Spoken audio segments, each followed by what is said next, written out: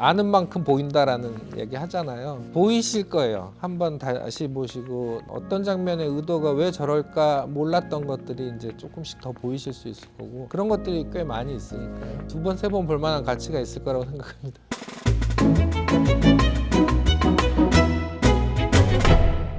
네, 아웃플루언서 두런두런 인터뷰, 오늘 또 귀한 분 모셨습니다. 영화 킹 오브 킹스로 미국에서 또 전 세계적으로 또 한국에서 아주 많은 화제를 불러 모으셨던 장성호 감독님 모시고 함께 이야기 나누고자 합니다. 감독님. 안녕하세요.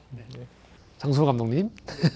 영화 보신 분들은 이미 많은 언론과 영상들을 통해서 접하셨겠지만, 또 오늘 좀 더 색다른 이야기를 좀 나눠보고자 또 바쁘신데 또 귀한 걸음 부탁드렸습니다. 감독님, 이제 겨울 됐는데요. 미국에 이거 개봉하실 때가 봄이었죠? 네, 4월 부활절 시즌에 개봉했어요. 하고 한국은 여름. 네네. 네. 쭉 오시면서의 소회 어떠신지? 좀 정신이 없었죠. 경황 없이 시간이 어떻게 지나갔나. 근데 지금 4월달 부활절에 미국에서 개봉을 하고 나서 지금 한국 개봉 포함해서 지금 46개국이 개봉을 했거든요. 근데 지금 비영어권 유럽이랑 아시아의 대부분의 국가는 다 크리스마스 때 개봉하게 돼 있습니다. 아, 그럼 아직 안 한 데가? 그래서 사실 지금 아직도 해외에서 이제 개봉하는 국가들이 이렇게 인터뷰 요청이나 이제 프로모션 참여 부탁 들어오고 뭐 이래서 약간은 좀 그것도 처리하는 중이라 그 여파 안에 놓여 있습니다. 우리 이거 영어 자막 해야 되는 거 아니에요? 글로벌 생각해서. 일단 미국 흥행 예상하셨나요? 어떠셨어요? 개봉 전에 배급사가 이제 블라인드 테스트 시사라고 하잖아요. 그거를 했는데 평가가 굉장히 높게 나왔어요. 어느 정도는 될 거다라고 생각을 했는데 생각보다 반응이 좀 더 잘 나왔던 것 같고요. 어느 정도 뭐 되겠거니였다가 아무튼 뭐 조금 무슨 상황이 어떻게 벌어진 거지 이런 생각. 망하진 않겠다. 네, 그런 생각은 했습니다. 그러면 미국 하시면서 이제 한국을 준비했잖아요. 한국도 이제 여름 개봉하실 때 이제 저도 미국 개봉 소식을 들으면서, 흥행 소식을 들으면서 이제 이거 이제 한국에 이제 오는 이야기를 들었었는데, 한국은 어떤 식의 좀 준비 또는 어떠셨어요? 한국 개봉을 둘러싸서는. 원래 미국 개봉에 집중하느라고 거기 이후에 한국 개봉은 언제 하지 이렇게 확정을 안 짓고 있었어요. 그런데 이제 미국 개봉이 확정이 되고 어느 정도 상황이 되고 나니까 그럼 한국도 너무 늦지 않게 개봉을 해야 되겠다. 그래서 여름 시즌을 놓치면 안 될 것 같다. 그래서 이제 좀 서두르게 된 게 있었죠. 막상 그래서 딱 열었을 때 미국과 한국의 온도 차이가 좀 있었나요? 어떠셨어요? 물론 이제 많은 분들이 도움을 주셨고 또 많은 교회에서도 적극적으로 뭐 단체 관람도 해주시고 반응 호응이 좋긴 했는데 제가 생각했던 것보다 그렇게 많이 든 것 같지는 않아요. 근데 이제 한국 영화계가 지금 전반적으로 극장 상황이 좋지 않다 보니까 이제 많은 분들이 지금 개봉된 관객 수 곱하기 한 2.5배 정도 해야 이전 숫자 정도니까 그렇게 생각하면 나쁘지 않은 성적이다 이런 말씀들 많이 하시더라고요. 뭐 이 영화를 어떻게 분류하냐에 따라서 상업 영화로도 볼 수 있고 또 기독교 콘텐츠로도 당연히 볼 수 있는데, 기독교 영화에서는 뭐 사실은 성적으로는 최고죠. 그쵸. 기독교 컨텐츠로는 뭐 역대급 성적인 건 맞습니다. 또 하나는 몇 번 다루셨겠지만 생각지도 않은 부정적인 그렇죠? 네, 전혀 예상 못했어요. 저는 이 작품 준비하면서 신학적인 오류가 조금이라도 들어가면 안 된다는 굉장히 큰 두려움을 가지고 할 수 있는 최선을 다했다고 생각했거든요. 물론 어떤 작품이 완벽할 수는 없겠죠. 하지만 오류가 있진 않게 하자라고 생각을 했는데, 제가 의도하지 않은 것들을 자의적으로 해석해서 이렇게 억지를 부리는 분들이 좀 많이 저를 당황하게 만드셨죠. 그리고 이제 공격받았던 이제 이야기 중에 가장 내 의도랑 너무 가장 달랐다는 게 하나만 꼽으시면 뭐가 있어요? 뭐 태양신 숭배, 뭐 일루미나티, 뭐 이런 얘기를 하더라고요. 작품 안에 태양이 비추는 장면들이 좀 많이 나오죠. 네네. 근데 저는 오히려 그게 우리 자연이 다 하나님께서 창조하신 거고, 영화는 빛에 의해서 어떤 풍광과 인물을 다루게 돼 있잖아요. 그래서 그 빛을 머금고 받고 하는 것들로 오히려 신성한 이미지를 만들려는 의도가 있었죠. 그게 제가 유럽의 회화들을 되게 많이 참조했어요. 그럼 뭐 렘브란트나 이런 사람들이 그린 성화나 이런 것도 다 무슨 태양신 숭배가 되는 걸까요? 이해할 수 없는 반응이었고요. 그리고 또 하나는 디킨스가 이제 젊은 시절에 유니테리온 어떤 집단들하고 교류가 있었을 거라는 의심을 받고 있어요. 그 사람이 좀 도덕주의적 성향의 이야기도 많이 했기 때문에 더더욱 그랬겠죠. 근데 유니테리온이었다는 어떠한 확증도 없고 그렇게 결론이 나지도 않았는데 이제 디킨스가 유니테리언이었다 이렇게 규정을 짓고 그래서 이 영화도 삼위일체를 부정하고 있다 이제 그러면서 억지를 부리고 있고 그래서 그런 것들이 되게 얄팍하구나라는 생각을 많이 했습니다. 또 뭐 디킨스의 원작 자체가 좀 더 윤리적이고 그렇지만 그래서 이제 더 오히려 그 부분보다는 모티브만 가지고 준 것도 있죠. 게다가 제가 그걸 원작으로 삼지도 않았고 그렇죠. 디킨스가 또 말년에 성공회 귀에서 장례도 성공회 주최로 치러졌거든요. 여기서 게다가 디킨스라는 어떤 대문호가 자기 아이들한테 이야기해주는 그 형식을 빌려왔을 뿐인 건데 마치 디킨스가 유니테리언이고 그리고 그 사상을 받아들여서 삼위일체를 부정하는 이야기를 만들었고 이렇게 억지를 부리고 계시더라고요. 근데 영화 내내 보면 예수님이 곧 하나님이신 것을 너무나 많이 제가 표현을 해놨는데 그런 건 제대로 보지도 않고 그런 게 조금 안타까웠습니다. 이 영화 많은 분들이 접하실 때 크리스찬들도 접하셨지만 아직 신앙을 안 가진 분들 또는 타종교인들도 접하셨죠. 아, 네. 그 이야기를 꼭 드리고 싶었는데요. 그러니까 제가 이 영화를 만들 때 애초에 어린아이들이나 이제 비신앙인들도 이해할 수 있어야 하고 어려워하지 않아야 된다라는 목적이 있었는데 그래서 일반적으로 컨텐츠를 소비하는 일반인들이 이해할 수 있는 방식의 문법과 연출을 했던 건데요.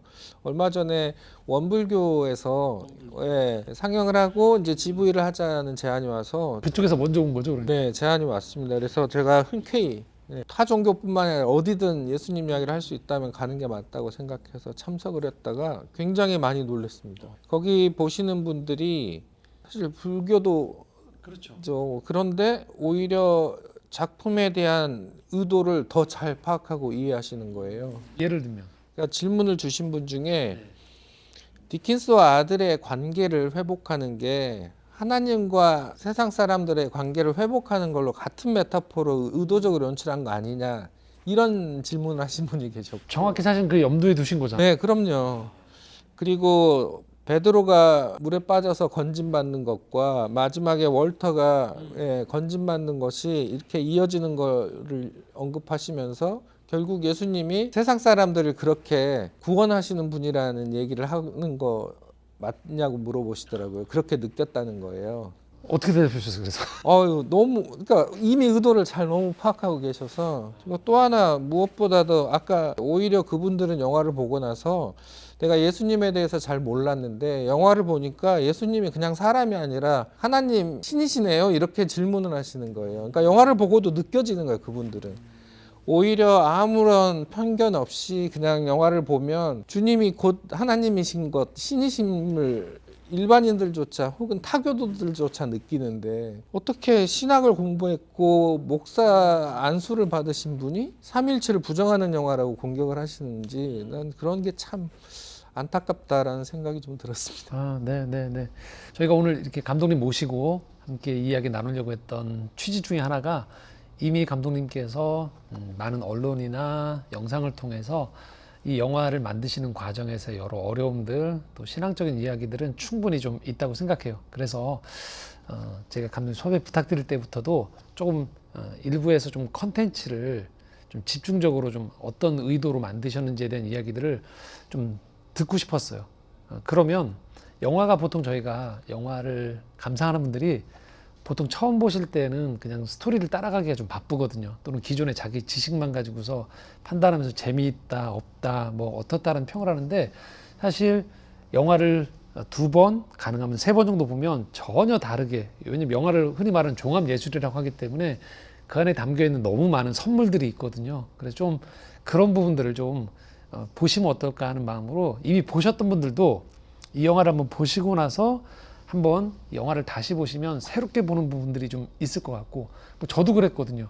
이 영화를 지금 몇 번 봤는데 그 글을 쓰기 위해서도 봤고, 또 오늘 감독님 만나기 전에 다시 한번 질문하기 위해서 영상을 보면서도 혼자서 그 영상을 보면서도 굉장히 감탄했던, 어떻게 보면 고마워할 정도로 세밀하셨구나 했던 지점들이 좀 있어요. 그래서 그런 부분들을 좀 염두에 두시고 보고 이후에도 작품을 좀 감상하시면 훨씬 이 영화에 담겨 있는 많은 의미들이 좀 새롭게 다가오시지 않을까라는 마음으로 오늘 인터뷰를 준비해봤습니다. 자, 그런 취지로 먼저 첫 번째 빼놓을 수 없는 게 당연히 감독님 하면 익히 아셨던 분들도 계실 테고 이번에도 새롭게 아시는 분들이 계시겠지만 특수효과에서 빼놓을 수 없는 거의 1세대시죠. 우리나라 영화에서 이 킹 오브 킹스 만드시기 전에도 일반 상업 영화에서요 특수효과로 아주 알려주셨던 1세대 실력자이신데, 이 영화 보시면 단순히 그냥 애니메이션 그림이 아니고 다양한 특수효과가 들어와 있고, 저도 보면서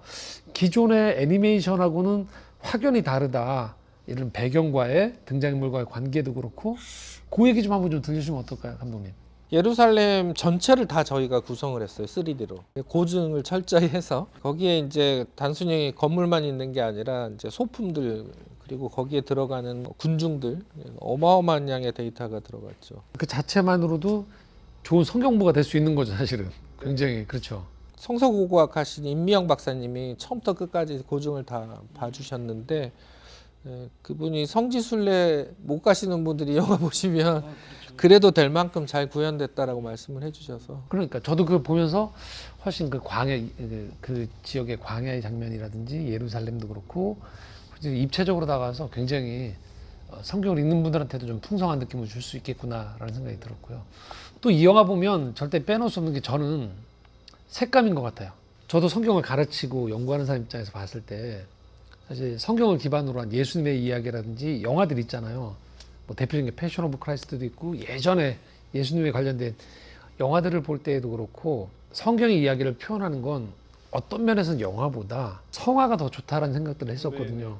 왜냐하면 실사가 가지고 있는 것들이 이 성경 텍스트에서 포함하고 있는 영적인 부분들이나 정서적인 부분들을 표현해내기가 좀 부족하다는 생각들이 들었어요. 근데 킹 오브 킹스의 장점은 굉장히 다양한 색감이 이 안에 들어오면서 예수님의 사역과 사람들의 반응 안에서의 이 모든 것들이 색으로까지 다 전체적으로 입체적으로 표현해준 느낌이 있어서 좀 더 감동이 있었거든요. 뭐 예를 들면 헤롯 장면 같은 경우는 좀 약간 잿빛 회색, 그 다음에 예수님의 탄생이나 이런 거 할 때 보면 보랏빛이나 신비로운 색감, 또 약간 되게 예수님의 사역 안에서의 전반적인 그 따뜻한 온기의 느낌들이 실사 영화로는 표현이 안 될 수 있는 부분들이 굉장히 많이 담겨 있다는 생각들이 좀 들었었거든요.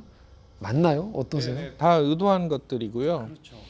근데 이게 예수님 이야기다 보니까 너무 가볍게 다룰 수는 없잖아요. 이게 진중하고 사실 무거운 주제를 다루는 거라서 다른 일반적인 아동용 애니메이션 기준으로는 저희 작품이 좀 어두워 보일 수 있습니다. 근데 어둡지만 아름다워 보이려면 어떻게 해야 될까라는 생각을 했던 거예요. 그래서 너무 무거워서 처지진 않고, 그렇다고 너무 가볍진 않은데 충분히 아름다우려면 어떻게 할까요? 그래서 언급하신 성화들을 되게 많이 참고했어요. 네. 그 유럽의 성화들을 보면 어느 정도 이렇게 주님의 신성을 드러내기 위해서 사용하는 조명들이 있거든요. 그런 건 되게 많이 참고를 한 겁니다. 근데 저 오히려 그런 게 무슨 태양신 숭배니 이렇게 이상한 말씀들을 하시는 건데요. 저는 그 환경 구축을 하는데 모든 걸 정말 진짜 3D 그리고 진짜 라이팅을 한 거예요. 그러니까 애니메이션들이 보통은 이렇게 근경에 있는 인물들이나 이제 사물에만 조명을 하고 배경은 대충 그냥 레이어를 깔아서 플레이트로 끝내는 경우가 많은데, 저희는 모든 환경과 요소를 전부 다 완전히 3D로 구현하고 진짜 빛을 집어넣는 방식으로 제작을 해서 애니메이션들하고 조금 기존의 애니메이션들하고는 되게 많이 차별화가 돼 있습니다. 그리고 그 색감이 영화 보는 사람을 하고는 굉장히 친절하게 만드는 것 같아요. 예를 들면 시작할 때 스크루지의 장면은 되게 차가운 푸른색이었다가 찰스 디킨스의 낭독회로 돌아갈 때 갑자기 따뜻한 방향으로 바뀌고 이런 전반적인 게 네, 이미 그런 밸런스를 좀 많이 그렇죠. 고려해서 조명 설계를 했습니다. 그래서 그거를 이제 처음에 스토리만 보시는 게 아니고 두 번째 다시 보실 때는 색이 어떻게 표현되는가를 보면 훨씬 이게 다가오는 정서가 굉장히 풍성해지는 경험들을 하실 수 있는 게 있는 것 같아요. 그리고 이제 런던, 이렇게 디킨스 가족이 있는 런던 장면과 예수님의 성경 시대가 이제 서로 공간과 시대가 다르기 때문에 저희가 사용한 렌즈도 달랐어요. 그래서 디킨스 그 런던 19세기의 런던은 표준 렌즈를 썼고요. 저기 성경 시대는 저희가 아나몰픽 렌즈라고 해서 되게 그 와이드한 장면을 표현하기 좋고 이제 심도가 얕은, 그래서 좀 더 예수님한테 집중할 수 있는 그런 방식으로 이제 렌즈 선택도 구별을 좀 줬고요. 색감도 역시 차이를 많이 줬습니다. 그래서 전반적으로 한 이제 90여 분의 영화를 봤을 때 아까 조심스럽다고 하셨던 어둡다기보다는 그냥 아름답다라는 그렇게 되기를 바랬습니다. 그렇죠. 정서가 확 와닿을 수 있는 좋은 작품으로 하나의 그 자체만으로도 저는 이 작품을 만들면서 어찌됐건 최초로 만들어진 예수님 애니메이션이잖아요. 만들어지기 쉬운 컨텐츠가 아니고 이렇게 잘만 만들어지면 굉장히 큰 상징성을 획득할 수 있겠다, 부여받을 수 있겠다. 그래서 이게 단순히 극장에서 한번 개봉하고 끝나는 게 아니라 다음 세대까지 보게 될 거라는 생각을 했어요. 그래서 그 부담감이 컸기 때문에 이게 허투루 만들면 안 된다는 마음으로 완성도를 제가 할 수 있는 한 최선을 다해서, 그래서 5년 후, 10년 후, 혹은 15년 후, 20년 후에 봐도 완성도가 괜찮아 보여야 된다는 그런 마음으로 만들었습니다. 작품을 만드신 거네요. 그러려고 노력을 한 거죠. 네. 다시 보고 두 번 보고 세 번 볼 만한 가치가 있는 작품이기를 바랬습니다. 좋은 미술관에 갔을 때 미술관에서 저희가 막 스토리를 보는 건 아니지만 그 자체의 작품 하나하나를 이렇게 음미하면서 거기서 오는 감동이 있는 것처럼 킹 오브 킹스 자체가 하나의 그렇죠. 제가 좀 조심스러운데 어떤 신앙적 깊이 혹은 신앙적 깨달음에 따라서 이 영화가 달리 보일 수 있습니다. 네. 물론 이제 제 신앙의 깊이가 뭐 한계가 있다 보니 뭐 그 표현을 뭐 완벽하게 해냈다라고 말씀드릴 수는 없어도 스토리를 따라가는 것 이외에 신학적인 메타포, 제가 깨닫고 느꼈던 것들을 최선을 다해서 영화 안에 많이 녹여놨거든요. 근데 그런 것들이 아는 만큼 보인다라는 얘기 하잖아요. 보이실 거예요. 한번 다시 보시고 어떤 장면의 의도가 왜 저럴까 몰랐던 것들이 이제 조금씩 더 보이실 수 있을 거고, 그런 것들이 꽤 많이 있으니까요. 두 번, 세 번 볼 만한 가치가 있을 거라고 생각합니다. 그래서 저는 또 이제 처음 볼 때는 잘 못 느꼈다가 재차 관람하면서 인상 깊었던 것 중에 하나가, 왜 우리가 사진 촬영 같은 거 할 때 절대 피해야 되는 게 사람 이렇게 목 여기 잘리고 이러면 안 되잖아요, 당연히. 근데 이 영화에는 유달리 등장인물들이 보면 여기가 잘리고 밑으로 나온 장면들이라든지 왜 이렇게 찍었는데 쭉 보다 보니까 저게 월터의 시선이겠구나. 월터의 시선으로 세상을 보고 있어서 그렇게 레이아웃된 게 많아요. 그래서 어떻게 보면 낮은 시선에서 보는 거죠. 내려다보는 이렇게 판단자가 아닌. 맞습니다. 그리고 저희가 또 낮은 존재이기도 하니까요. 그러니까 영화를 보는 동안 월터의 시선으로 계속 보게 되면 자연스럽게 관객이 월터의 관점으로 감정이 유입되게 돼 있습니다. 그걸 의도하는 거죠. 저는 그 장면 그렇게 해서 그 시선으로 해서 되게 감동스러웠던 장면이 뭐였냐면 요한복음 8장에 가늠하다 붙잡힌 여인을 정죄할 때 이게 위에서 내려다보는 정죄의 시선이 아니고 철저하게 그 여인의 눈높이에 맞춰지게 되더라고요. 그러니까 그 여인, 그리고 심지어 너무 좋았던 건 예수님이 그러니까 그 여인에게 맞춰야 하기 때문에 무릎을 꿇고 들어가시잖아요. 그것도 의도한 겁니다. 그렇죠. 굉장히 그래서 그 장면이 뭉클하더라고요. 그런 시선이, 그런 어떤 겸손한 시선, 아이의 시선으로 바라보면서의 접근 자체가 명확하게 의도가 되어 있는 거구나. 왜냐면 너무 이상했어요. 왜냐면 이게 몸이 막 잘려 나오니까. 근데 이제 결국 그게 그걸 감수하면서까지도 우리가 이렇게 낮춰서 보겠다는 것들은 의도가 포함되어 있는 거죠. 예수님의 발을 보여주면서 뒤로 따라가는 장면들이 되게 많이 나와요. 이게 저희가 주님의 발걸음을 확인하면서 동행하는 자세에 대한 이야기이기도 하고 월터의 시선이기도 하고 그렇습니다. 그게 같이 결합된 건 결국은 그러면은 예수님의 많은 복음서의 이야기를 중에서 이제 결국은 어떤 이야기를 선택해야 되냐 문제인데 그것도 그러면 들어온 거죠. 왜냐면 월터가 이해할 수 있는 이야기들만 골라내신 거죠, 기준이. 어린아이인 월터 그리고 영화를 보게 될 비신자들 성경을 읽어보지 못한 분들에게 예수님이 우리를 구원하러 오신 메시아이심을 그리고 그분이 곧 하나님이심을 이해시킬 수 있는 딱 그 정도 범위 안에서 선택되어진 것들입니다. 그러니까 뭐 예수님의 비유나 이런 건 들어갈 수 없는 거죠. 그래서 그 예수님이 사실 많은 것들의 가르침이 사실 비유나 뭐 이런 은유로 표현하셨는데 이제 그런 것들을 갖고 올 수는 없었고요. 그래서 좀 그러니까 뭘 묘사하느냐보다 뭘 빼야 되느냐가 굉장히 시나리오 쓰는 과정에서 큰 고민거리였습니다. 근데 그게 이제 아버지가 아들에게 들려주는 관점에서 어린아이 정도가 이해할 수 있는 물론 저희가 정말 뭐 신학적으로도 어마어마한 공부를 하고 많은 지식과 정보를 통해서도 이제 저희의 신앙이 더 발전하고 깊이가 생기고 뭐 구원을 받게 되겠지만 사실 구원의 어떤 역사심은 제가 볼 때 저희가 설명할 수 없는 기적이에요. 그래서 단순히 몇 마디의 말만으로도 어떨 땐 구원의 역사가 이루어지기도 합니다. 정보와 뭐 지식이 많다고 해서 반드시 깨달는 것도 아니고 그런 면에서 저는 복음의 핵심이 뭘까? 복음을 설명하는데 우리가 어마어마하게 많은 정보와 지식 범위를 넓히자면 정말 한도 끝도 없을 텐데 이걸 좁혀서 95분짜리 애니메이션 안에다가 핵심적으로 정말 절대적으로 넣어야 되는 무언가 그것의 코어가 뭘까 저는 그 생각을 했던 겁니다. 그래서 압축을 해보니까 제가 여러 번 많은 자리에서 말씀드렸지만 그것은 사랑이구나. 하나님이 저희를 창조하신 것도 사랑의 짝으로 창조하신 거고 우리를 지극히 사랑하시기 때문에 육신의 몸으로 오셔서 자신을 온전히 내어주는 사랑을 실현해 내신 거예요. 사람들도 누군가를 위해 이타심을 발휘하기도 하지만 감히 창조주가 자신을 내어주는 정도의 사랑 이건 저희가 상상할 수 없고 가늠할 수 없는 사랑이거든요. 저는 그것만 잘 표현이 돼도 이 영화는 할 바를 했다라는 생각을 했습니다. 그래서 이제 그게 영화적인 짧은 순서지만 변화가 되는 게 월터가 아서 왕을 칼에 그렇죠? 칼을 신봉하는 아서 왕에 열광하던 아서가 이제 이 사랑의 왕을 만나면서 그때 변화되는 거죠.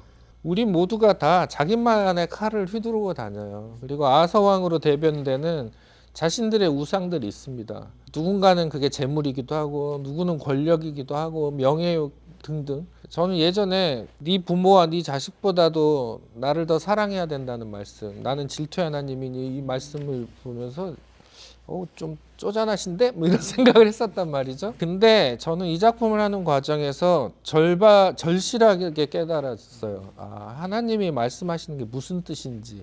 주님하고 저희의 관계성 안에서의 그 제가 아까 말씀드린 저희가 헤아릴 수 없는 그 큰 사랑. 그걸 깨닫고 나면 저희 중심에 하나님이 자리 잡게 되는 거예요. 그러다 보면 나 이외에 다른 신을 섬기지 마라가 거기에 맞닿아 있는 거죠. 그 자리를 대신하는 무언가가 채워지는 순간 모두가 다 우상이 되는 거죠. 저는 그 지점에 좀 집중을 했었던 것 같습니다. 사랑의 메시지가 또 효과적으로 전달되어지는 그 방법 중 하나가 영화에서 저는 음악을 또 저는 빼놓을 수가 없었어요.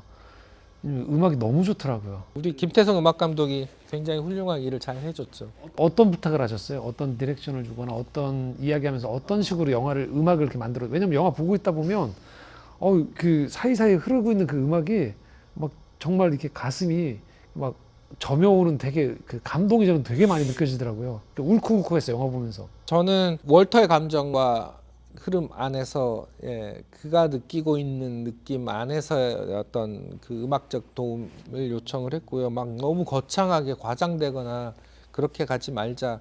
그래서 사실 음악이 굉장히 뭐랄까 그 뒤에서 이렇게 감싸 안듯이 들어오는 방식으로 사용되어 있거든요.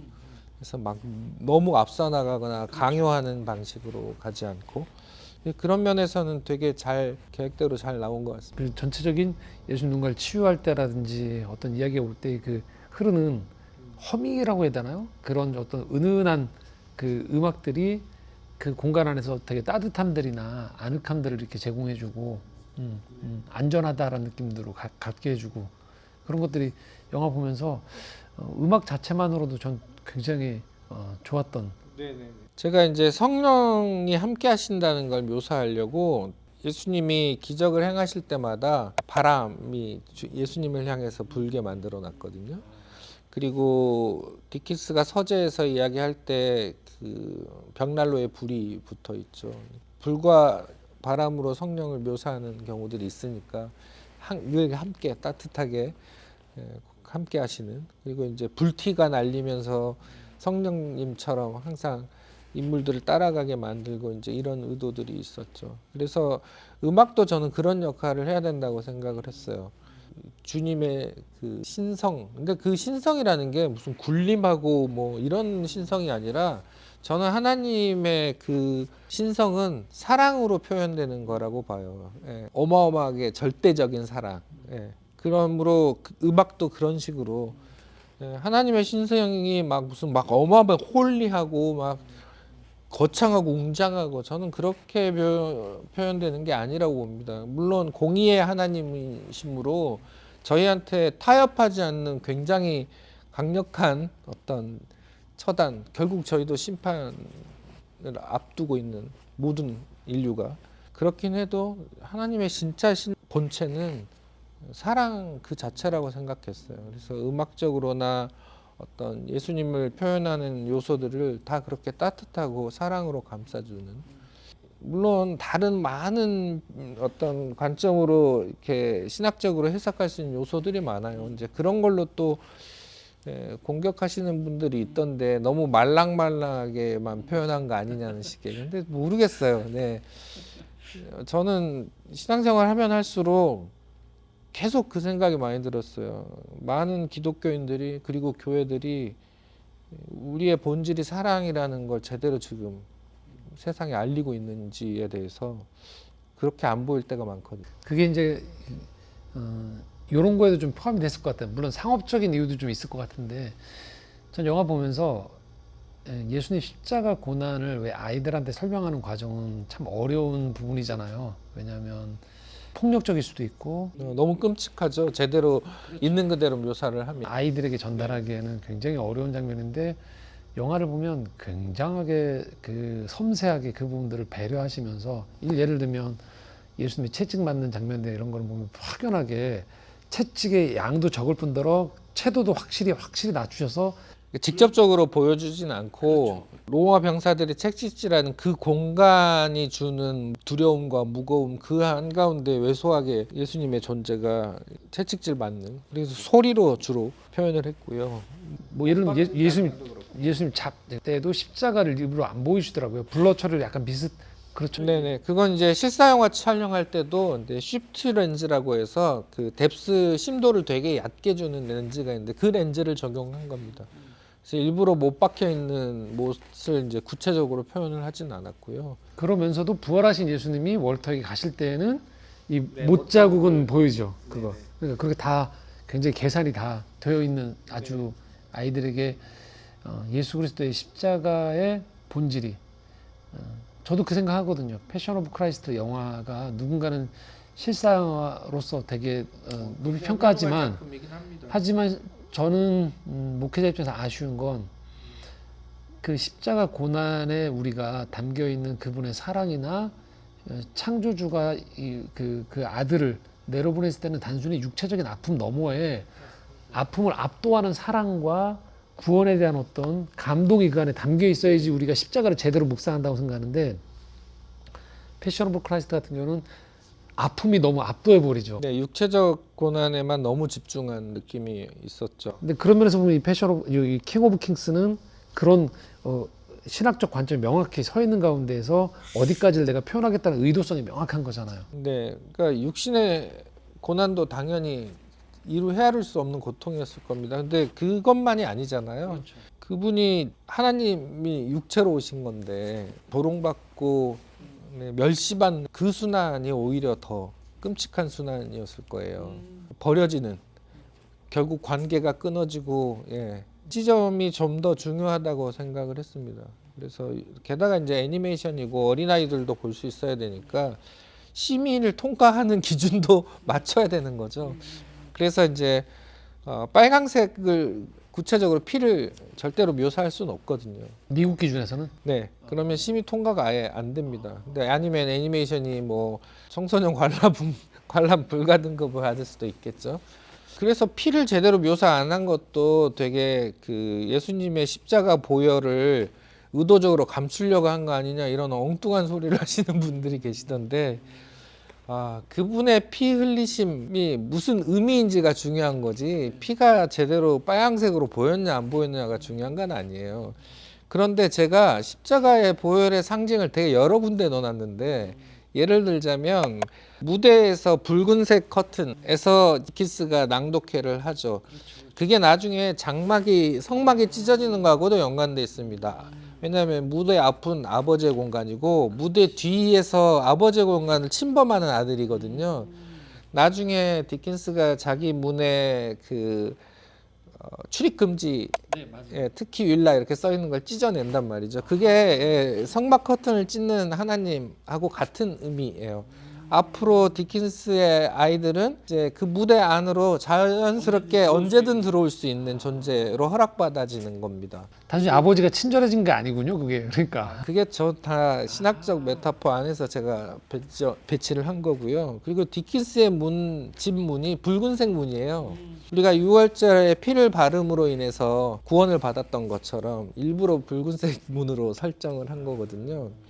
그러니까 저희 6월절 이야기도 나왔으니까 문설주에 피를 바른다는 게 단순히 빨강색 피가 빨갛기 때문에 효과가 있는 게 아니잖아요. 피를 바르는 행위를 통해서 나중에 어린 양으로 대변되는 주님의 희생이 너희들한테 구원이 되는 거를 미리 알려주시는 거잖아요. 근데 그런 의미를 찾는 게 중요한 건데 왜 자꾸 빨강색을 보여줬냐 피를 보여줬냐 마느냐 이렇게 이야기할 수는 없는 거죠. 마찬가지로 패션 오브 크라이스트에서 그런 육신적인 고통을 이렇게 현시하듯이 너무 많이 이렇게 그러니까 영화적으로는 훌륭한 작품이고 멜 깁슨이 굉장히 뛰어난 예술가인 건 저도 인정을 하지만 그 지점에선 저는 크게 이렇게 동의가 안 되는 지점이 있었습니다.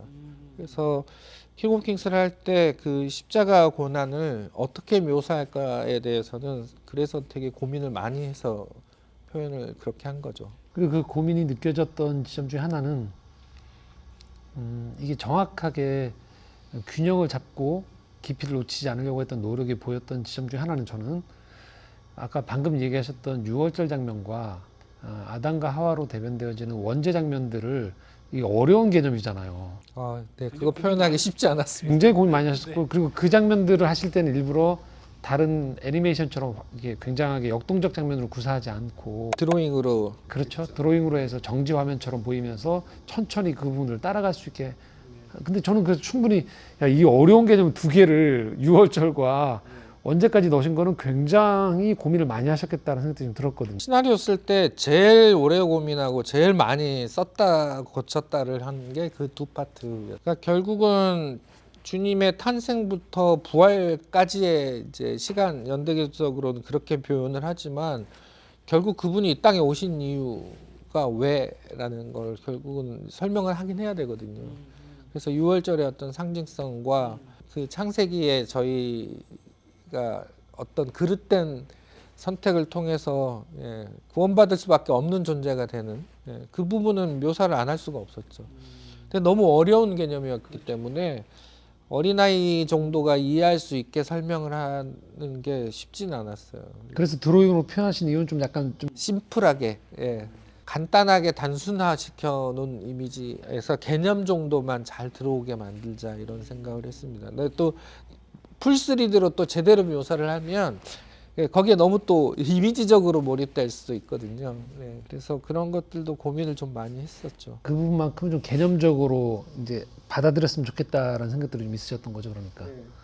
그 두 부분이 또 특히나 길게 묘사할 수 없었기 때문에 함축적으로 짧은 대사를 통해서 표현을 해야 됐잖아요.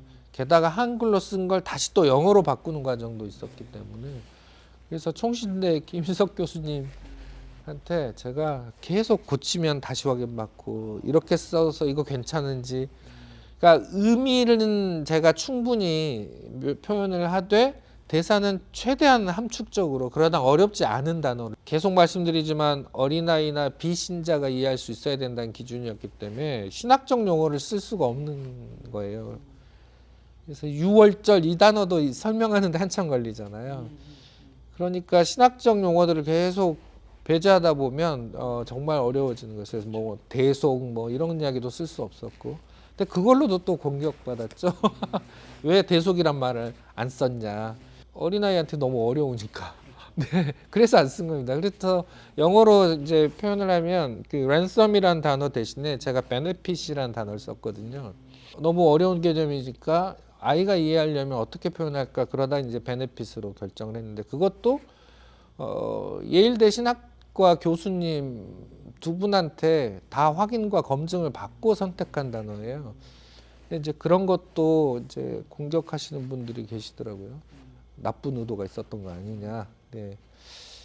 저는 되게 의미 있게 다가왔던 부분들이 계속 그 월터가 관찰자의 시선으로 따라가고 이렇게 주변인으로 있다가 그 부분은 명확히 감독님이 생각하신 게 아닌가라는 장면이 들었던 건 예수님 십자가를 지고 가다가 쓰러지셨을 때 물잔을 들고 가서 월터가 그 전까지는 계속 주변인으로 들어와도 안 되는데 갑자기 굉장히 그 장면을 의미 있게 이렇게 넘어졌나요? 넘어져서 물잔에 있는 물이 다 쏟아지는 장면이 나오잖아요. 근데 그게 단순히 주변 에피소드가 아닌 굉장히 예수님의 십자가의 그 심각한 상황에서 월터가 중요 인물로 갑자기 들어와서 물잔을 쏟는 장면은 굉장히 아이의 시선으로 그냥 단지 구경꾼이 아닌 굉장히 중요한 장면이라고 저는 생각했었거든요.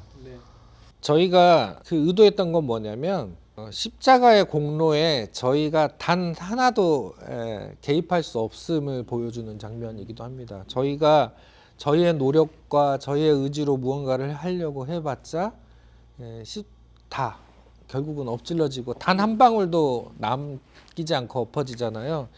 저희가 아무리 구원에 참여를 해서 스스로 보탬이 되려고 해도 구원의 사역은 완전히 100%, 순도 100% 온전히 주님이 해내시는 거예요. 그러니까 저희가 마치 그러니까 최근에 이제 어떤 분의 개인적인 어떤 교리를 가지고 이렇게 그 성경 공부를 하시는 분이 유튜브에 막 올리시던데 구원의 주체가 자기인 것처럼 굉장히 심각한 문제죠. 자기가 어떤 의지를 가지고 선택할 수 있고 판단할 수 있는 것처럼.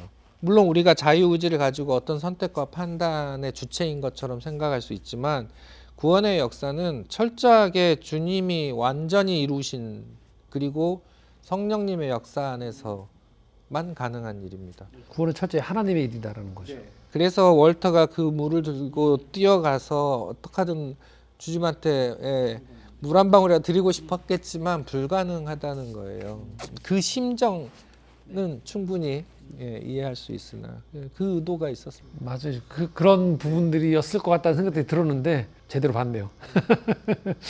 마무리하면서 이 얘기 하나만 좀 하고 마무리할게요. 저는 사실은 이제 만약에 한 장면을 감독님한테 좀 여쭤보는데 뭐 다 좋죠 장면들이 감독님 입장에서 뺄 장면이 없을 텐데 저는 제일 좋았던 여러 장면 중에 한 장면 중에 하나는 예수님의 세례받는 장면이었거든요.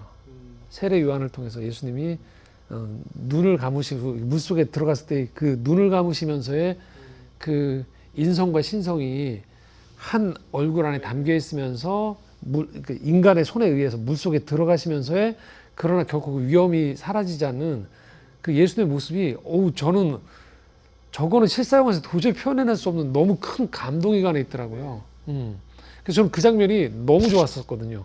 혹시 감독님이 이 장면 놓치지 말고 보셨으면 하는 장면 혹시 있을까요? 그냥 단순히 물에 들어갔다 나왔다 이렇게 세례를 표현할 수 없죠. 세례가 주는 의미가 중요하잖아요. 결국 저희가 죽었다가 다시 살아나는 건짐받는 그 상징성인 거죠.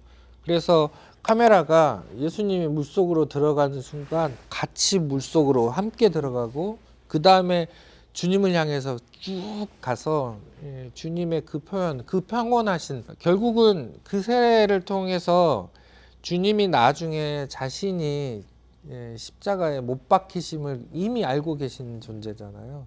그러나 그걸 평온하게 자신이 감당해야 될 그 무거운 사역을 덤덤하게 편안하게 받아들이시는 그 얼굴을 보여주고 싶었습니다. 저희 영화가 결국은 월터가 세례받고 건진받는 이야기거든요. 결국 우리 모두가 그렇게 돼야 되는 거지만 아주 영화에 대한 듣고 싶었던 이야기를 아주 감독님이 들려주셔서 아마 영상 보시는 분들이 이 영상 보시고 나서 다시 한번 킹 오브 킹스를 보신다면 그 안에 담겨있는 오늘 나눴던 대화들을 아시고 스토리를 따라가는 게 아니고 그 안에 담겨있는 의미들 하나하나를 좀 묵상하는 마음으로 보시면 좋은 감동이 또 준비되어 있지 않을까 싶습니다. 일단 1부 여기까지 마치도록 하겠습니다. 감사합니다, 감독님. 네, 감사합니다.